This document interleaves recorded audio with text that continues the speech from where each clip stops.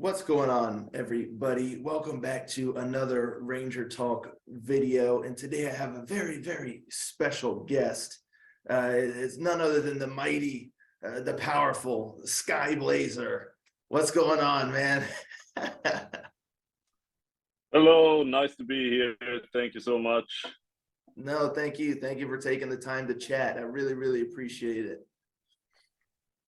But yeah, so I guess, you play keyboard in a couple other bands right now, right? Like Palantir and Symphonity, right? And Yeah, that's right. So I play keyboards. I've played with Palantir for a few years now, since 2018, and then I joined Symphonity just a couple of years ago, like prior to the recordings of the latest album, Marco Polo Metal yeah, Soundtrack. And right now, apart from Skyblazer, I also actually recently started playing live bass guitar for Blaze and Stone as well. So now I oh have a wow, whole bunch of stuff going on.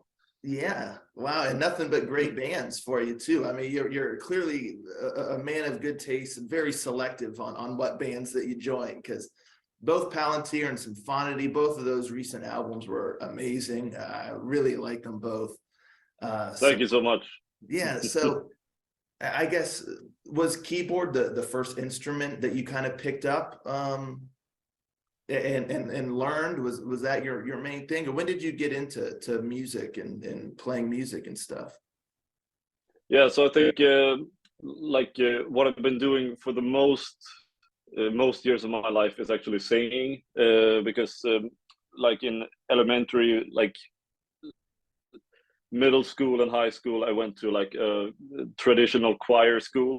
Okay. So there was a lot of choir, a lot of like classical arrangements and classical harmonies, and you had to be pitch perfect to even to matter at all in the choir classes, Yeah. basically.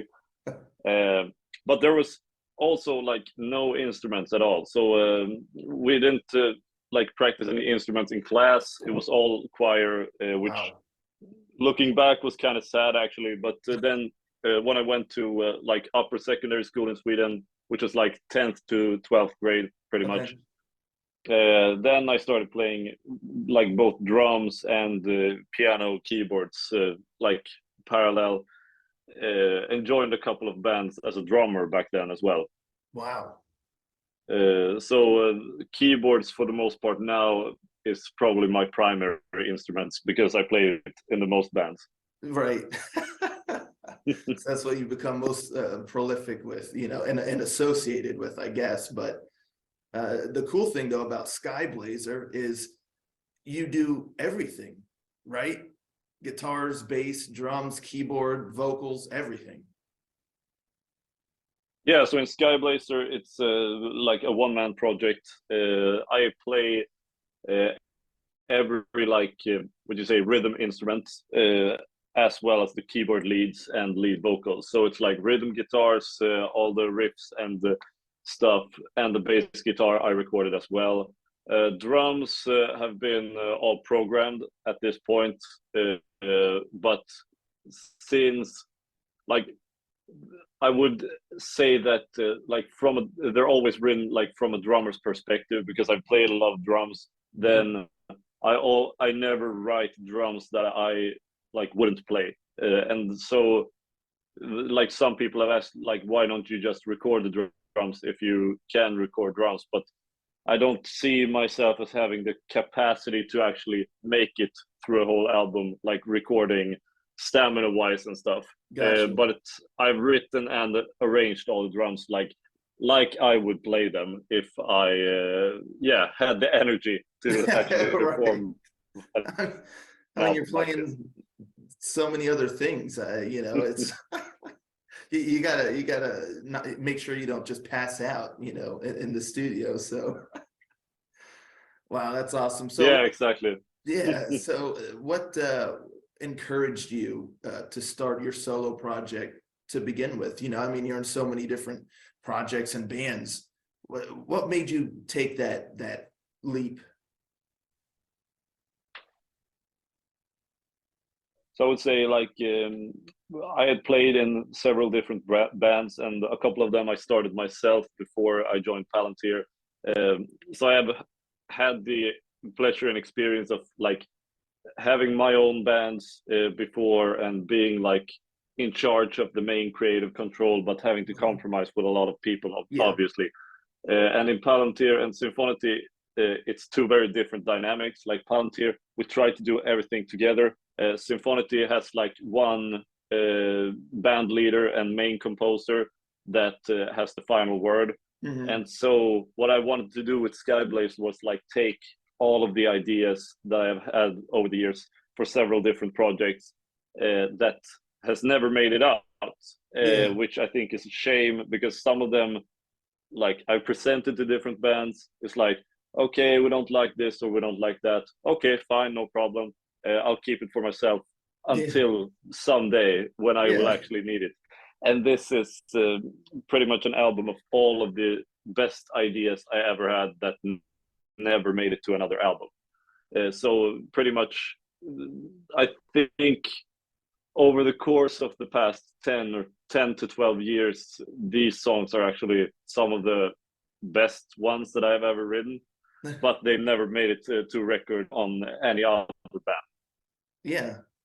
Yeah, I guess every band, you know, they have their own thing, their own vibe or style that they're looking for. So, you know, I guess not everything fits with like every particular group, you know, just depending on things. So no, exactly. And that's the thing as well. Like I think a lot of bands have like people that want to compose more or write more songs, and then they you know, you have to have the mindset when you're writing for different bands that some of your stuff may be sacked, like, and some of them may be disliked by different members of the group for vastly different reasons. And like, you can't take that personally. You have to look at it very professionally, like, okay, but if this is not a song that everybody's comfortable with, we're not going to play it.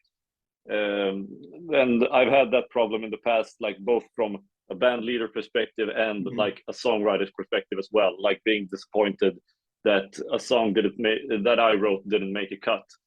But now I have more like, I think I'm more pragmatic to the issue, because now it's like, okay, you don't like the song, that's completely fine. I will just keep it for myself to another project.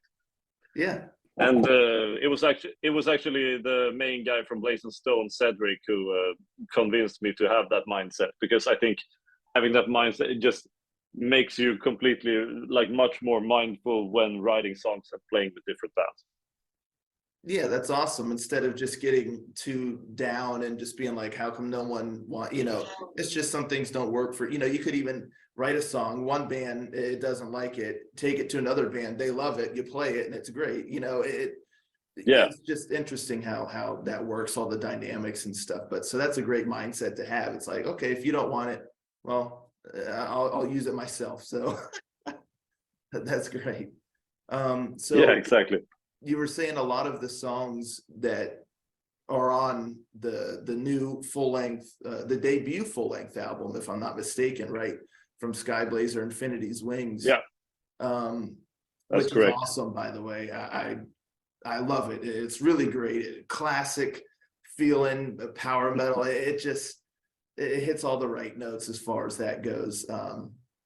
So are all of the songs like songs that you've written in the past, or were there any that you wrote currently for the album specifically? Or yeah, it's actually true, because when I started, like like you said, like several of the songs, like the songs Serenity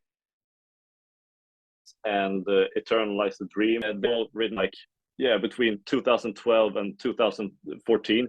oh wow. Which is why a lot of them, I think a lot of them sound very primitive to me now, but I also rewrote a lot of the lyrics for them, because like the music I can accept being primitive, or at least rearranging some stuff, but the lyrics for the most part is completely they are completely rewritten because I couldn't stand the original lyrics. And one of those Like if you things you're think, looking, you're like, what was I thinking? Why did I write yeah, this? it's pretty much that. Like if you imagine any like really young newcomer power metal band and imagine their absolute cheesiest first draft lyrics, that was pretty much all of the original lyrics for this album. Yeah. But so those, I thought it was finally time to bring them back, rearrange some parts of them to make them fresh and new, and like just excel all the parts that were good to begin with. So the songs like Shine Forth, Across the Heavens, and the title track Infinity's Wings were all written like fairly recently. I started writing Across the Heavens, I think, in 2018, but it was kind of put on hold for like several years. And now in like very late 2021, I finally finished it and was like, okay, this is good. No more. It's perfect. Yeah. And then Infinity's Wings was one of those that just like I wanted some kind of song on the album that would just really short and really like punchy and got everything it needed in like 3.5 minutes or something. Yeah. And I had Radio the friendly. form, yeah. And I like for that song, I'd written the form out on like my notes in the iPhone was like, okay, 8 bars, then 8 bars, then one extra bar, then like 4 4 4 4 chorus, solo for this many bars, and then done. Wow. And then it was like I just wrote 3 parts and then the solo harmony part as well, and that was like, okay, shit, this is kind of done. Okay, that's a song. So that one took like 2 days, I think, Wow. to write compared to everything else. And now I actually think it's my favorite song on the album. It's awesome. Yeah. You know, it's funny, one that you were saying that was from back in the day, Eternalize the Dream. I love that song. And that's like the epic of the album. It's like 8 minutes and whatnot, and it's got all these moving Yeah, parts. exactly. Did, That was did you actually like funny. That add to it? Yeah, so it was like the original lyrics were I can't even say out loud because I read them back and it was like, what the fuck is this even about? I don't realize it. But as I listened to the song, it was like, but the actual song is actually pretty damn good. And like the original song has every like part that the new version has. Oh, okay. Is like very like there's actually very little changed at all. Like the form Wow. is Okay. completely the same. Most of the chords are exactly the same as well. Like there was a couple of parts which like, okay, here's a different bass line or here's a different something, but for the most part it's completely the same, which I like because then it like shows me as well that I don't have to doubt my songwriting capabilities from when I was like 20 years old, because for Yeah. that song I'm like, yeah, but that's actually a really good song and I wrote it Yeah. when I was very young, so that one was really good, I think. And as for the lyrics now, I rewrote them to fit like kind of a like Scrooge. It's those one of those comics by Don Rosa. It's like Scrooge McDuck's Yeah. The Life of Times of Scrooge. Like So it's Thomas yeah. Hall So let's Hyman and his yeah. Thomas yeah. Hallpyman did an album about it exactly. Yeah. And so it's one chapter that I really like when it's like when he dies and goes into heaven and his ancestors are all like, "Oh shit, he's not supposed to come here yet. Oh, wow. Check if we can make him go back." Like I always like that story of like getting another chance and Yeah. seeing all of the things that were supposed to happen if you had just kept on going. Yeah. And so when he gets that other chance, it's like motivates him to no end to actually see that, okay, all of these things will come into fruition if I just keep going. Yeah. And that story really inspired me. I really like it, and so that was that got to be the basis of the whole song. And then of course, David Henriksson from Insania was kind enough to lend some guest vocals for the song and just excelled it over the top for me. That was really good. Nice. Awesome. You know, and since you brought it up, I have to ask, because this is something I've always wondered about, is the big deal that seems like over there in like Sweden and Finland with Scrooge McDuck. Like, he's legendary. You know what I mean? There's a lot of Yeah, of course. fans and other people that mention being influenced by the stories and this and that. What's why is it so popular over there? You know, where's that come from, I wonder? I actually have no idea. Like for me, it's mainly like I think when even when my dad was a kid, like he had all the Donald Duck like comic books. Yeah, They have like Donald Duck comic books have always been extremely popular in Sweden. Like it's probably the absolute most popular comic book in Sweden, that's like fascinating. entirely. Outside of like Sweden has one own comic book character, Bams, but other than that, it's Kalle Anka, like Donald Duck. That's on the top, definitely.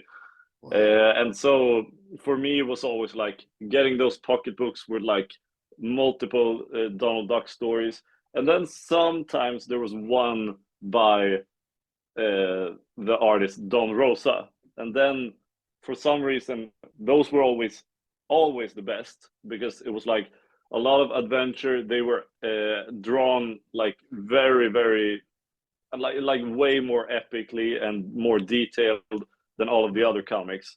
The other comics were like sometimes kind of cheap looking, but you know Yeah, you more have all basic. these different artists doing different interpretations, but his were always really rugged, like really dark, and like almost like way more like a graphic novel. And Yeah, yeah.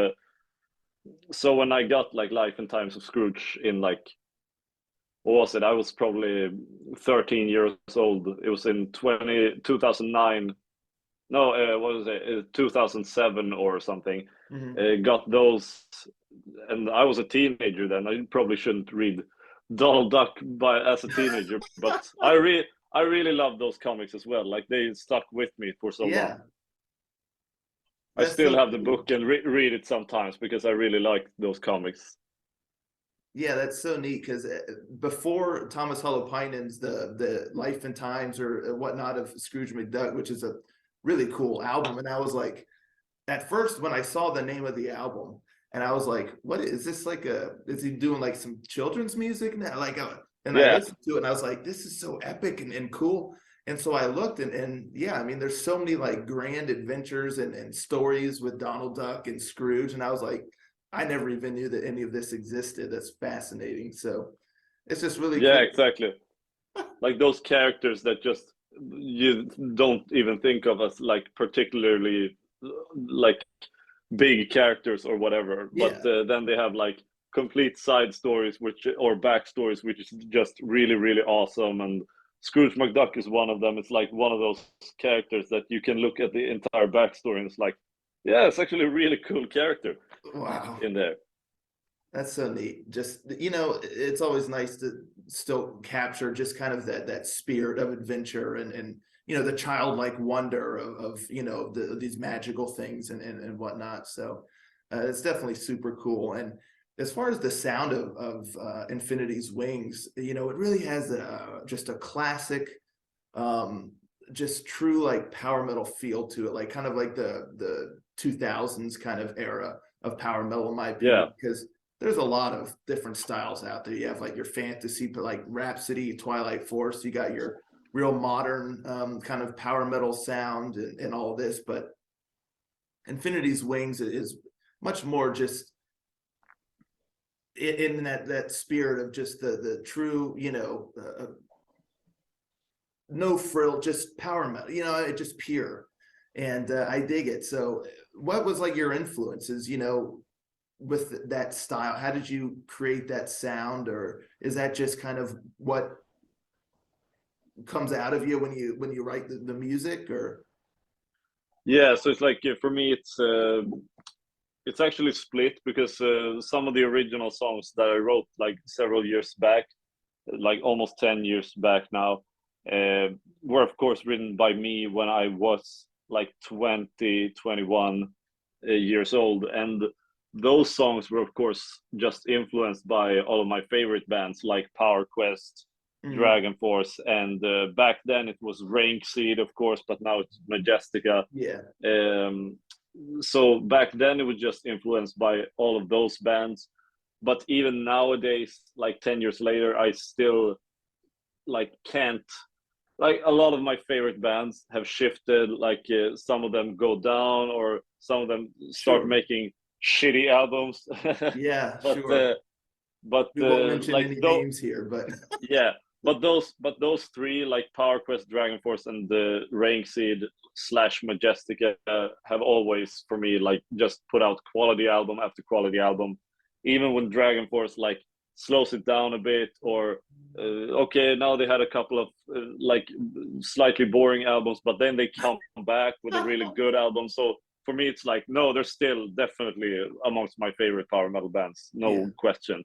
And I'm still so much influenced by all of those bands. Like all of the time when I revisit one of their albums, I always find something new that I didn't find before. It was like, oh, they did that sort of bass line with that chord. They went down from that to this, and then they added that keyboard stuff that goes in the other direction. And I'm like, that's so cool. I have to make a song where I rip that off.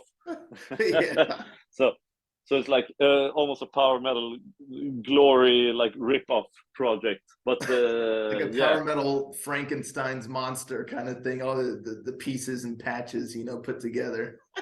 Yeah, exactly. And that like too was, from what I've understood, like Herman Lee and Sam Totman in the original Dragon Force lineup as well, like their ambition was to just make all of the power metal they love the most, the power metal that they love the most, which, like, you know, just make all of that and do more of it, like just do it faster or make it more melodic. And oh, they think that is too melodic and happy and catchy, we're gonna make it 4 times more melodic, happy and catchy. Like just they don't excelled care, everything, those guys. yeah, exactly. They love trolling and just having fun, so.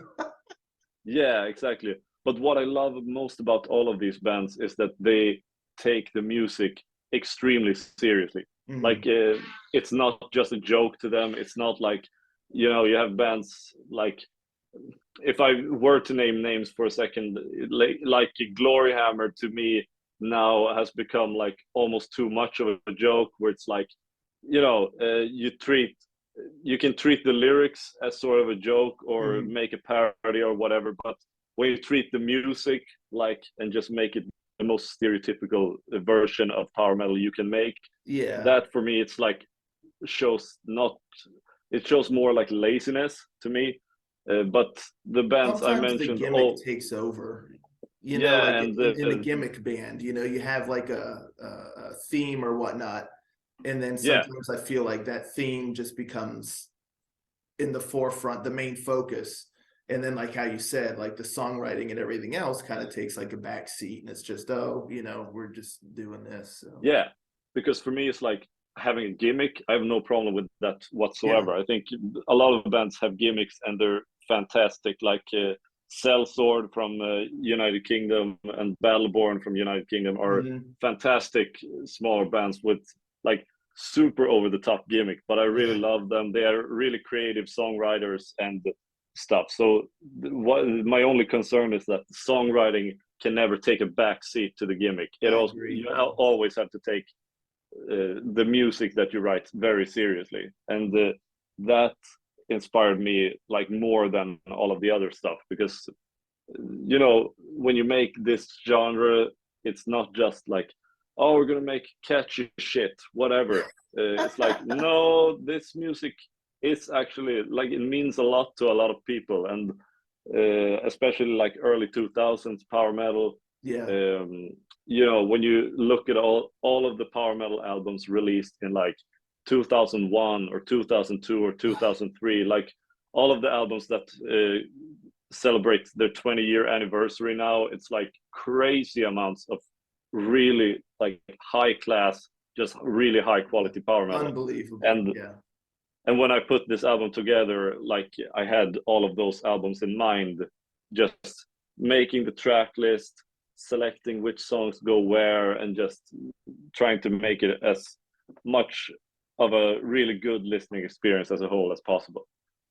Awesome. Awesome. Well, I know I speak for a lot of folks, but I believe you succeeded very much so, because, you know, like I say in a lot of my videos that the 2000s era is my personal favorite, just because those were kind of the albums that laid the foundation for me actually getting into power metal to begin with. You know, bands like Stradivarius and Sonata Arctica and Blind Guardian, and a lot of bands like that back in those days. And so anytime I hear an album that's in that spirit, it just already, I'm just like, oh man, you know, I'm digging it. So, you know, I always love hearing that. And, you know, that's cool, you know, that you crafted it with that kind of, you know, style in mind. And Yeah. it's just great melodies, great sounds. What's your favorite instrument to play? Or do you like to sing best? I probably like, it's very difficult because I think singing is like in power metal, it's always kind of difficult because most of the vocalists that exist always sing like an octave above me. So I'm always out of everybody's league. But I think singing is really fun.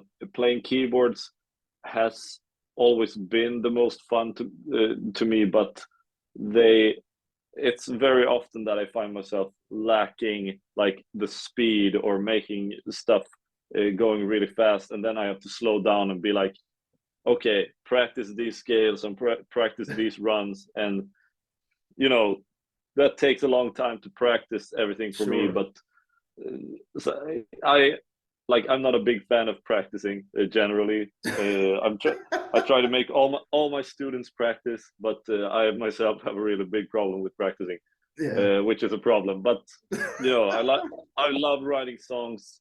What I do love is that me and my bandmate Fredrik from Palantir do for each other is like we try to write songs that are too difficult for the other one to play, because that means you have to practice to be able to play it. Yeah. And so you write stuff that's way too difficult, but then when you like try to play it, it's like, okay, but yeah, I have the motivation to learn this and play it properly Right. because I have to. We have to record this in Yeah. like 2 weeks, and I have to be perfect. And so then And it's like a you really challenge get into it. too. Yeah, It's like, oh, I exactly. bet they wrote this thinking I couldn't play it. No, I'm gonna learn it and I'm gonna play it. Yeah, definitely. That's exactly it. Yeah, that's awesome. Just pushing each other to always get better, rather than just sitting and playing. You know, you're just learning basic techniques. It's no, you're trying to learn this complex arrangement. You know, so it just definitely seems more fun. But Yeah, exactly. so, what's the future hold for Skyblazer? Are you going to continue working on that, you know, alongside your other projects, or, you know? Yeah, definitely. Like the the future of me right now. I'm supposed to go on tour with Rhapsody with Symphonity as the support and Awesome. band in a couple of months. That will be really really fun. Yeah. Like we're supporting Rhapsody on their European leg of the tour That's amazing. in April. That's going to be Wow. really awesome. And so that will get my live fill out of the way. Then I will play a couple of gigs with Blaze and Stone as well, which will be really awesome. Skyblazer wise, just this year, keep promoting this album, keep getting people to listen to it. I saw that it has already gone like 17,000 streams on Spotify, which is amazing. Oh, I think congratulations. for Yeah.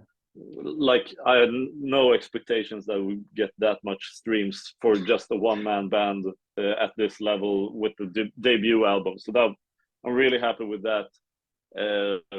I've currently written like most of what is coming next as well. Okay. So like the next album will definitely not take as many years as Infinity's Wings took from the first song that I wrote. Yeah. That was like 11 years or whatnot.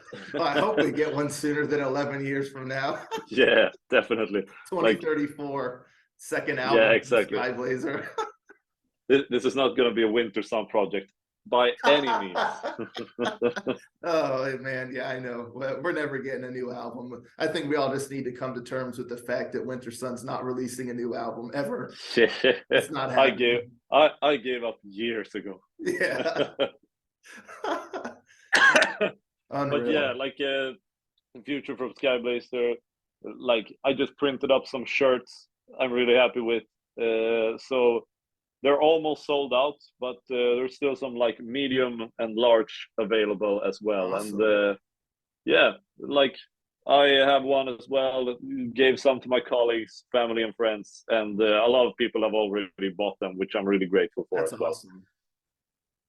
Yeah, well, congratulations on all the success already from your debut album, and I'm sure it's getting people excited. And does that make it difficult though? That I guess trying to play live, like for your solo, do you want to play your Skyblazer live at all, or get some live musicians just to help out, or? Yeah, it's a good question. Like that have always. Some people have asked me that as well. So for me, it's like no imminent plans of playing live. And for the past year, I think playing live was never a plan for me personally, because it was always about making sure the album got out, finishing the album, and just promoting the hell of the first album at first. Yeah. But at the same time, I'm not closing any doors. Like if anybody would ask me, like, can you come play at this festival? That to me would be like, yeah, definitely. I'll go there immediately. I'll figure out how to make this happen.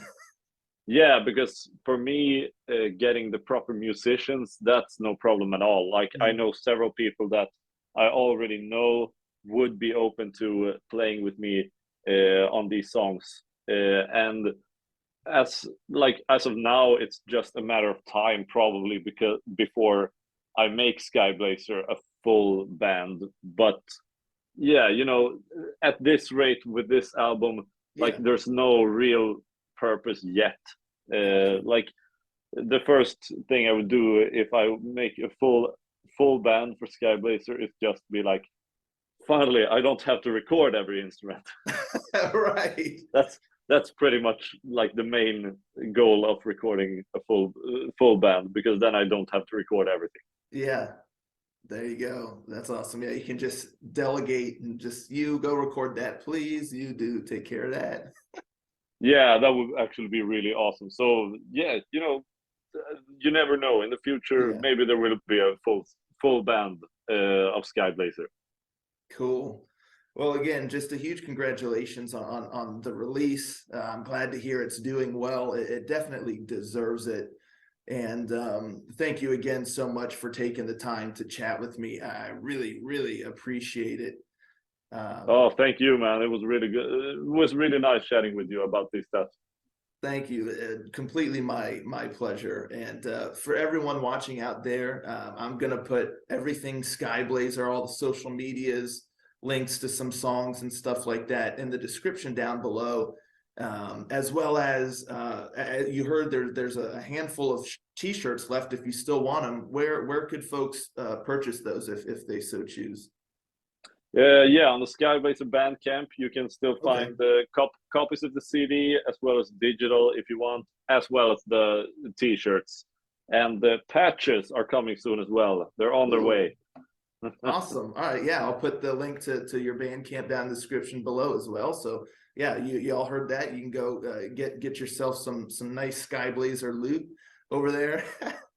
And yes, keep streaming on Spotify, keep those numbers up. But yeah, so yes, add me to the add me to the top songs of 2023 playlists. Yes, I want them all of them. Every song on the album is going to be at the top. Yeah. But yeah, thank you folks so much for tuning in. Again, go check out Skyblazer. All the links in the description below. Listen to the debut full-length album, Infinity's Wings. And yeah, thank you all so much for tuning in. Thank you once again, sir, for joining and chatting. Thank you so much. It was a pleasure. Thanks. And yeah, I'll catch you all next time. Ranger out.